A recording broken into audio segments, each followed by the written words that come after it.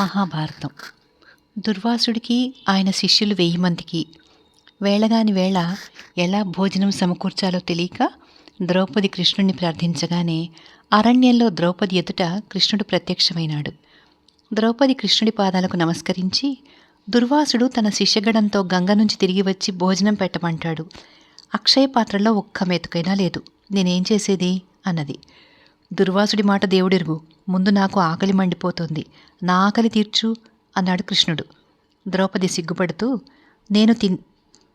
నేను తినేదాకానే పాత్రలో అన్నం ఉంటుంది, నా భోజనం అయిపోయింది, నువ్వే నన్ను పరీక్ష పెడితే నాకేది దారి అంది. నేను ఆకలితో చచ్చిపోతుంటే నీకు హాస్యంగా ఉన్నట్టుంది, నీ అక్షయ పాత్రలో ఎంత ఉంటే అంతే పెట్టు, దాన్ని తీసుకురా చూస్తాం అన్నాడు కృష్ణుడు. ద్రౌపది వెళ్ళి అక్షయ పాత్ర తెచ్చింది. దానిలో ఏ మూలనో ఒక మెతుకు అంటుకుని ఉన్నది. కృష్ణుడు దాని నోట వేసుకుని, నా కడుపు నిండిపోయింది అన్నాడు. అతను భీముణ్ణి పిలిచి, నువ్వు గంగకు వెళ్ళి దుర్వాసుణ్ణి ఆయన గారి శిష్యులను భోజనానికి త్వరగా రమ్మని పిలుచుకురా అన్నాడు. భీముడు వచ్చే లోపుగానే దుర్వాసుడికి శిష్యులకు పొట్టలు ఉబ్బరించి త్రేపులు రాసాగాయి. శిష్యులు దుర్వాసుడి దగ్గరికి వచ్చి, స్వామి, గొంతు పూడేదాకా తిన్నట్టుగా ఉంది, మనం అనవసరంగా ధర్మరాజుని వంట చేయించమన్నాం, ఒక్క మెతుకు కూడా తినలేం, ఇప్పుడేం చేయాలి అన్నారు. దుర్వాసుడు వాళ్లతో, ధర్మరాజుకు ద్రోహమే చేశాం, అతను సామాన్యుడు కాదు, మనకేసి కోపంగా చూస్తే మాడి మసైపోతాం, అంబరీషుడి వల్ల నాకొకసారి పరాభవం ఇలాగే జరిగింది, మనం చేయగలది ఒకటే ఉంది, ధర్మరాజుకు చెప్పకుండా పారిపోదాం అన్నాడు. అందరూ గంగ నుంచి అటే వెళ్ళిపోయారు. అంబరీషుడు ఒకసారి ద్వాదశి వ్రతం చేసి బ్రాహ్మణులతో సహా భోజనానికి కూర్చోబోతుండగా దుర్వాసుడు వచ్చాడు. అంబరీషుడు ఆయనను భోజనానికి రమ్మని ఆహ్వానించాడు. దుర్వాసుడు స్నానానికి వెళ్ళి ఎంతకూ రాలేదు. ద్వాదశి ఘడియలు దాటిపోతున్నాయి. ద్వాదశి వెళ్ళాక పారణ చేస్తే వ్రత ఫలితం దక్కదు. అతిథి రాకుండా భోజనం చేయడం పాపం. అందుచేత అంబరీషుడు మధ్య మార్గంగా నీరు త్రాగాడు. దుర్వాసుడు ఆలస్యంగా వచ్చి అంబరీషుడు జలపానం చేసినట్లు తెలిసి ఆగ్రహించి మహాకృత్యను సృష్టించి అంబరీషుడిపైకి పంపకం చేశాడు. ఇంతలో విష్ణు చక్రం వచ్చి కృత్యను చంపి దుర్వాసుడి వెంట పడింది. అప్పుడు దుర్వాసుడు శివుడి వద్దకు విష్ణువు వద్దకు వెళ్ళి వారు రక్షించలేకపోగా తిరిగి వచ్చి అంబరీషుడి కాళ్లపైన నెప్పడి ప్రాణాలు దక్కించుకున్నాడు. ఇది దుర్వాసుడికి మరవరాని అనుభవం. భీముడు గంగా తీరానికి వచ్చేసరికి అక్కడ ఒక్కరూ లేరు.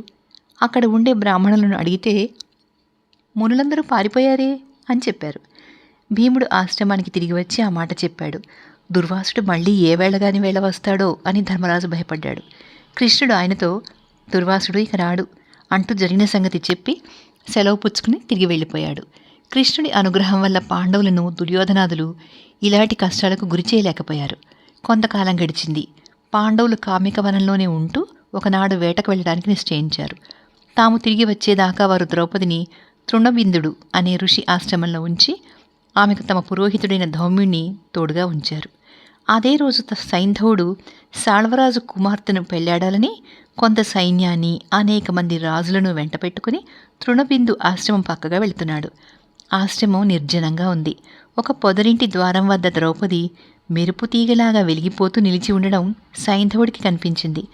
ఆమెను చూడగానే సైంధవుడి కళ్ళు జిగేల్మన్నాయి. అతనిలో మోహం పుట్టింది.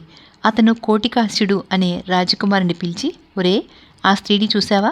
ఆమెను చూస్తే నాకు ఎక్కడలేని ఆశ కలుగుతుంది. నాకు సాళ్వరాజు కుమార్తె వద్దు. ఈమె ఎవరి కూతురో ఎవరి భార్యో నాతో వచ్చేస్తుందేమో, నువ్వు వెళ్ళి కనుక్కురా అన్నాడు. ఆ కోటికాస్యుడు కూడా మానాభిమానాలు లేనివాడే. వాడు ద్రౌపది వద్దకు వచ్చి, సుందరి, నువ్వెవరు? వనదేవతలాగా ఉన్న నీకు భర్తెవరు?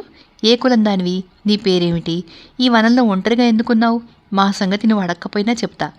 నేను సురధరాజు కొడుకును, నా పేరు కోటికాస్యుడు.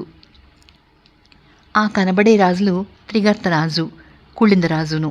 నీ వంక ఆత్రంగా చూస్తున్న యువకుడు సుబల రాజకుమారుడు. 12 మంది రాజుల మధ్య వెలిగిపోతున్న రథం మీద కూర్చున్నవాడు సింధు సౌవీర దేశాలకు రాజు జయద్రథుడు.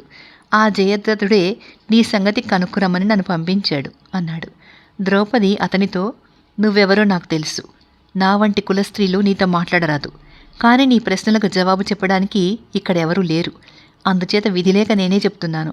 నేను ద్రుపదరాజు కూతుర్ని, నన్ను కృష్ణ అని పిలుస్తారు. పాండవులు నా భర్తలు, వారిప్పుడు వేటకు పోయి ఉన్నారు, త్వరలోనే వస్తారు.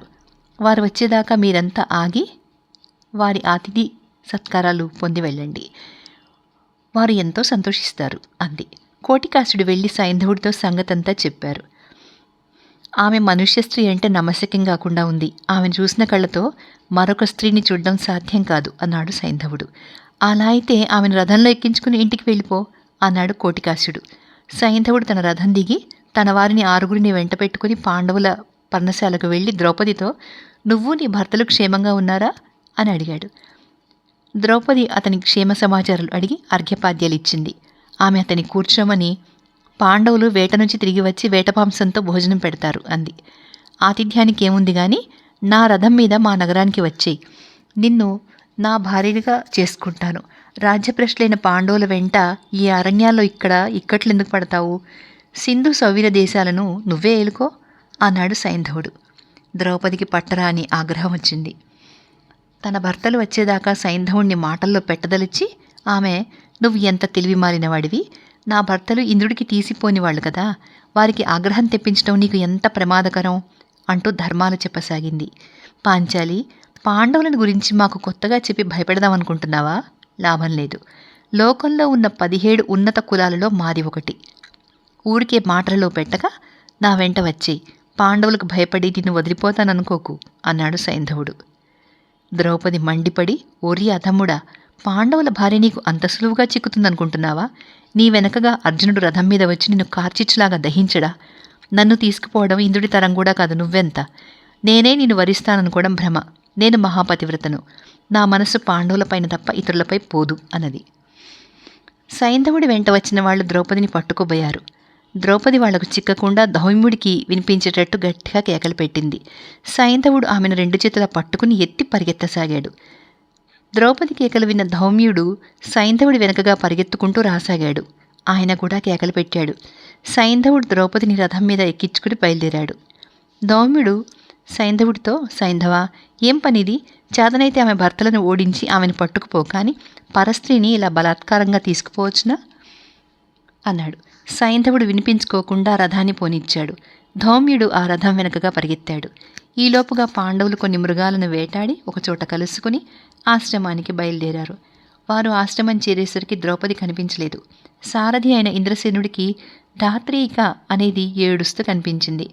ఆమె ఇంద్రసేనుడితో ద్రౌపదిని సైంధవుడు బలాత్కారంగా రథంలో పెట్టుకుని తీసుకుపోయాడని, అది జరిగి ఎంతోసేపు కాలేదని చెప్పింది. ధర్మరాజు ధాత్రీకతో ఏడవద్దని చెప్పి తన తమ్ములతో కలిసి వెంటనే సైంధవుడి మీదికి పోదామన్నాడు. 5 రథాలెక్కి సైంధవుడి సేనలు వెళ్లిన జాడలను పట్టి బయలుదేరారు. త్వరలోనే వారికి దుమ్ము రేగుతూ దూరాన కనిపించింది. తర్వాత వారికి ధౌమ్యుడు పరిగెత్తుతూ కనిపించాడు. ఆయనను నింపాదిగా రమ్మని చెప్పి పాండవులు మాంసం మీదికి ఉరికే డేగల్లాగా సైంధవుడి సేన మీదికి ఉరికారు. సేన మధ్యలో రథం మీద సైంధవుడి వెంట ద్రౌపది కనిపించగానే వారికి ఒళ్ళు తెలియని కోపం వచ్చింది. ఆగండి, ఆగండి అని కేకలు పెడుతూ వాళ్ళు సైంధవుడి రథాన్ని చేరుకున్నారు. వారిని చూసి సైంధవుడి వెంట ఉన్నవారు భయపడ్డారు. ద్రౌపది సైంధవుడితో, అరుగో నా భర్తలు వస్తున్నారు, నువ్వు నీ సైన్యము సర్వనాశనం కాబోతోంది. నీకు కాలం మూడడం చేతనే ఈ పాడు పని చేశావు. ఈసారి నువ్వు చావక బతికావంటే అది నీకు పునర్జన్మే అనుకోవాలి అన్నది. పాండవులు సైంధవుడి సేన మీదకి బాణవర్షం కురిపించారు.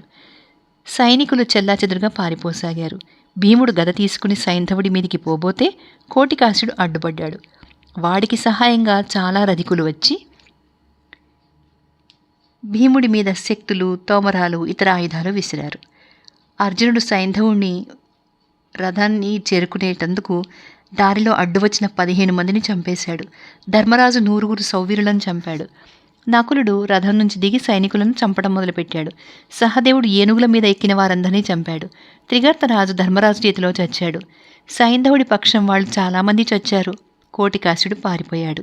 చివరకు చేసేది లేక సైంధవుడు ద్రౌపదిని రథం మీదనే విడిచి తాను ప్రాణాలు దక్కించుకుని పారిపోబోయాడు. అర్జునుడు ఈ సంగతి భీముడికి చెప్పాడు.